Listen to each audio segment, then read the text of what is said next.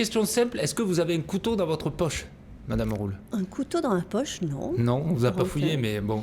Non, pour mettre un coup de canif aux subventions de la culture par la ville de Nîmes, c'est ce qui est prévu lors du prochain conseil. 500 000 € en moins au théâtre de Nîmes. Non. Déjà, les chiffres sont 250 000 pas € de bons. moins, pardon, excusez-moi. 250 000 € en moins au théâtre de Nîmes et 50 000 Tu l'as bien dit €. quand même, par contre. Oui. C'est 100 000 Oui, pardon. c'est un petit peu- 250. Il y avait la conviction en le disant. Je me suis... Et 50 000 donc à l'école des Beaux-Arts. Tout à Et à fait. Carré d'Art, c'est bien ça. Pourquoi? Pourquoi? Parce que vous avez ces 3 institutions qui ont de la trésorerie sur leur compte. Donc, le but, ce n'est pas que Carré d'Art, que l'École des Beaux-Arts ou le Théâtre de Nîmes capitalisent l'argent public sur leur compte. Et là, il s'agit de réajuster, en fait, de donner, c'est vrai, un peu moins de subventions en réajustant pour privilégier le fait qu'ils utilisent leur excédent budgétaire. Pourtant, quand on interroge le président, par exemple, du Théâtre de Nîmes, il dit qu'il est inquiet, par exemple, pour la période automne 2022. Enfin, il a peur que quand même cet argent lui manque. Mais oui, il a peur et c'est légitime, mais vous savez très bien que c'est pour une période, pour l'année prochaine. Et ensuite, si jamais il y avait un problème, nous serons là, la ville sera là, le maire sera là. Pascal Gourdel, l'Héliofinance, lui a même écrit que si jamais il y avait un problème, et voilà. Donc, Comment on explique, Madame Roule, Oui. qu'effectivement, le Carré d'Art, le Théâtre de Nîmes se retrouve, le Théâtre de Nîmes, je crois qu'ils ont plus de 600 000 € sur leur compte. Tout à fait. Est-ce que c'est lié pour le fonctionnement, parce que là on parle bien du budget de fonctionnement, on n'est pas en train de parler d'un budget d'investissement. C'est lié à la crise sanitaire parce qu'il n'y a pas eu de représentation et donc finalement pas de dépenses. C'est ça la raison Exactement. principale. Par exemple, le Carré d'Art, ils n'ont pas fait d'exposition temporaire. C'est l'exposition de Tariq Keith Watson qui a duré plus d'1 an. Donc, il y a tout cet argent qui aurait dû être dépensé, qui n'a pas pu être dépensé. Le Théâtre de Nîmes, je vous rappelle quand même qu'en 2020, en 2021, on a continué à hauteur de 3 300 000 € la même subvention. Donc, les artistes ont été payés grâce à la subvention de la ville, mais il y a des frais de déplacement, des frais de bouche qui n'ont pas été donnés aux artistes. Donc, le théâtre a du coup économisé sur la subvention. Sans me faire l'avocat du diable, on peut inversement quand même se dire que peut-être que c'était le moment du coup de permettre, que ce soit au Carré d'Art, que ce soit au Théâtre de Nîmes, peut-être effectivement d'avoir une programmation extrêmement ambitieuse pour 2022. Et quelque part, là, vous êtes en train de leur dire, vous ne pourrez pas totalement le faire parce qu'on est obligé de vous enlever un peu d'argent. Non, je ne crois pas. Je crois que la programmation sera ambitieuse et comme je vous le dis, on sera là au cas où Ça a il y été a un bien problème. perçu par les acteurs. Ah, c'est rarement bien perçu, hein. Je ne vais pas vous dire le contraire, hein. C'est des choix. Après, Ça a été dur pour vous? C'est dur. Non, c'est pas dur parce que moi je Vous suis... étiez d'accord avec Oui, ces bien décisions? sûr, je suis une femme politique et une femme politique, avec 100 €, qu'est-ce qu'elle fait avec 100 €? Et moi, je trouvais que c'était mieux de récupérer cet argent pour financer d'autres projets et que Par je suis exemple en train de mettre en place. Vous pouvez nous en parler un petit peu? Par exemple, oui, par exemple la Biennale d'art contemporain, si vous voulez, qui est un projet qui me tient vraiment à cœur, qui est au programme de Jean-Paul Fournier.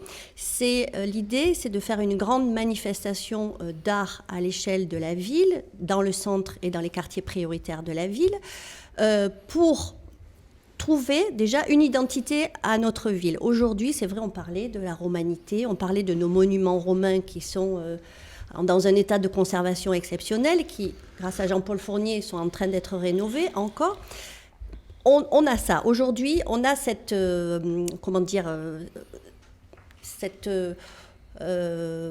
opportunité, voilà. Mais je pense que comme des villes comme Arles, par exemple, Arles, ils ont aussi des monuments romains, mais ils ont aussi les rencontres photos. Il manque un grand projet. Montpellier, culturel. ils ont des monuments, mais ils ont aussi le théâtre. Est-ce que ça pourrait se faire en collaboration avec le Pont du Gard? Alors, vous allez trop vite, vous ne me laissez pas finir. Mais du coup, moi, je pense qu'il faut trouver une identité à Nîmes. Et voilà, une identité qui ait du sens, pas sortir du chapeau, une identité. Et nous, à Nîmes, on a un très beau musée d'art contemporain, on a une école des beaux-arts où des artistes sortent chaque année, des artistes qui, certains deviennent des artistes de renom.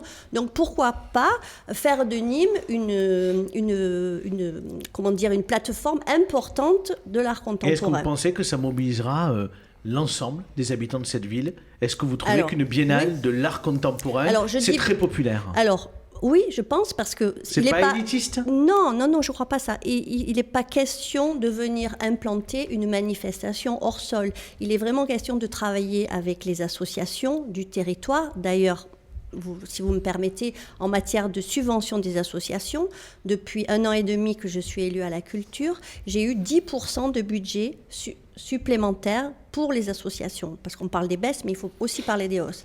Donc, cette biennale ou triennale, voilà, va être élaborée avec je ne sais pas si vous les connaissez, le 104 Paris, qui a organisé la Nuit Blanche, donc c'est vraiment...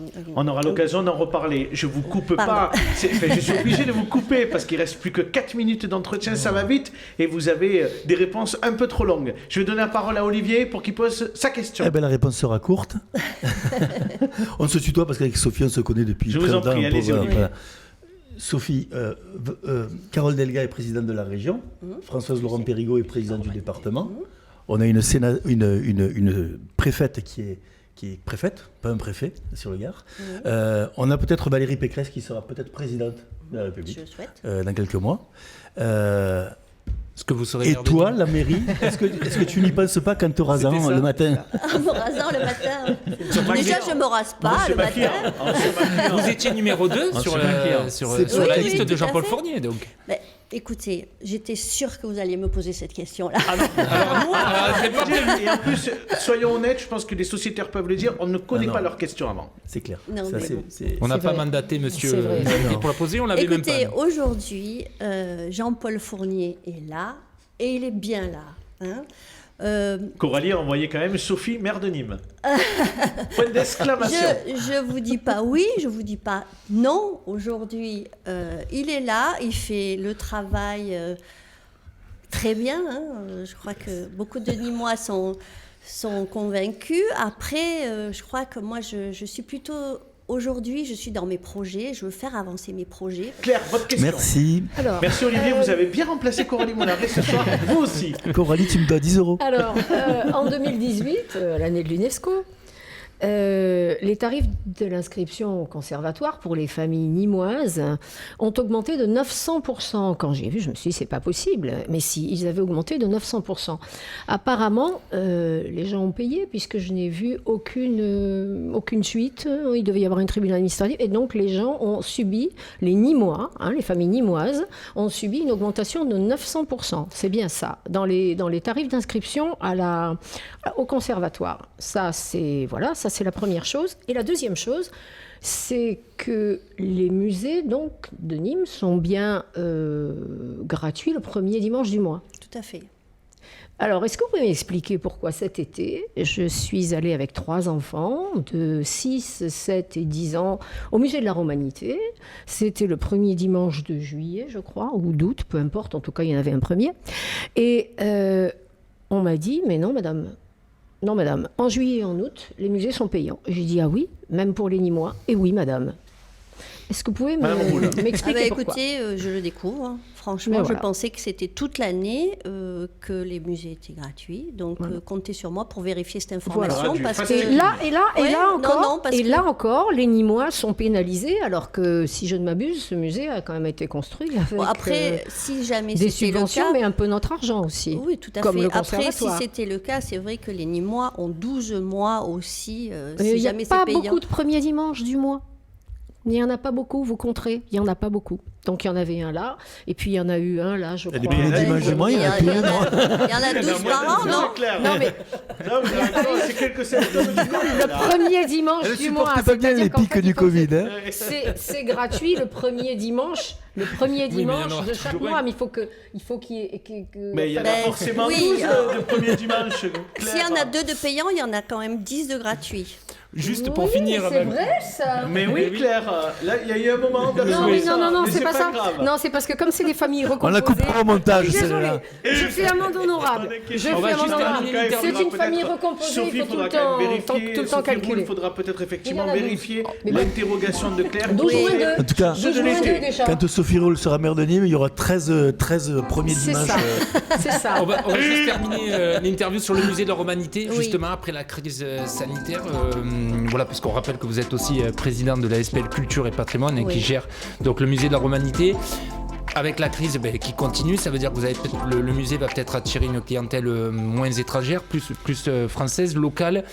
Ça veut dire que comment il faut travailler en termes de programmation, d'événementiel pour attirer du monde? Alors c'est vrai que là, ces derniers mois, la clientèle est plutôt parisienne, voilà, et après du Languedoc-Roussillon aussi.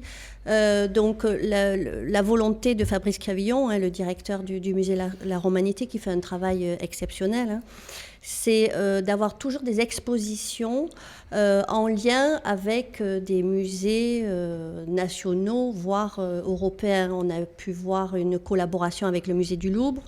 On a là actuellement avec... Il y a une superbe exposition en ce moment même. Sur portraits de femmes, avec les galeries des offices de Florence. Donc il a... Voilà. Qui a bénéficié d'ailleurs d'une couverture nationale. Tout à fait.